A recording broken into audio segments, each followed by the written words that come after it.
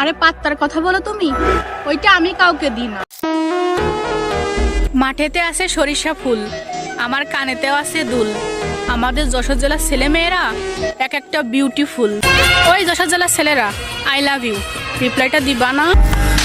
যারা এই যে আমাকে বাজে কমেন্ট করো না, তোমাদের জন্য আজকের এই ভিডিওটা।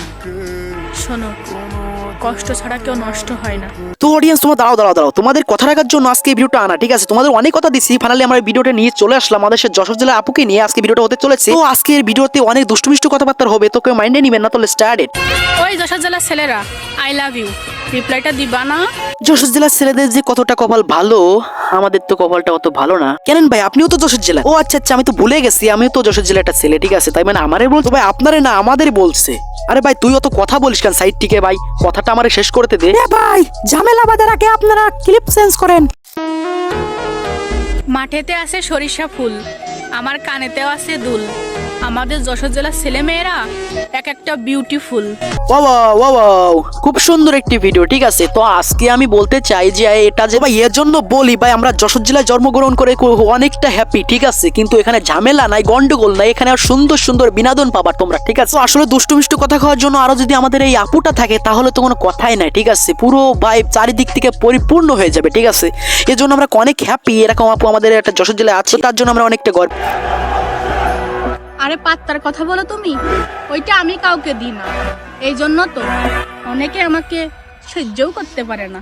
অডিয়েন্স, কেউ সহ্য করতে পারুক আর না করতে পারো, আপুটা খুব সুন্দর আছে কিন্তু। তো অডিয়েন্স, তোমরাই বলো এসব বেয়াদব ছেলেদের আসলে কি বলতে হবে, ঠিক আছে? এখানে রোস্ট করতে এসেছে, ও আবার নাকি প্রেমে পড়ে গেছে, তাকে ওকে না পছন্দ হয়েছে, ঠিক আছে? কোনো কথা।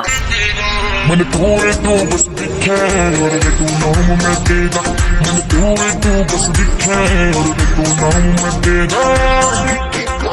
আরে ভাই, ভিডিওটা আমার মাথায় লাগলো না, ঠিক আছে? যেখানে ভাই বাংলাদেশ যশোর জেলার কথা বলতেছেন আপনি, ঠিক আছে?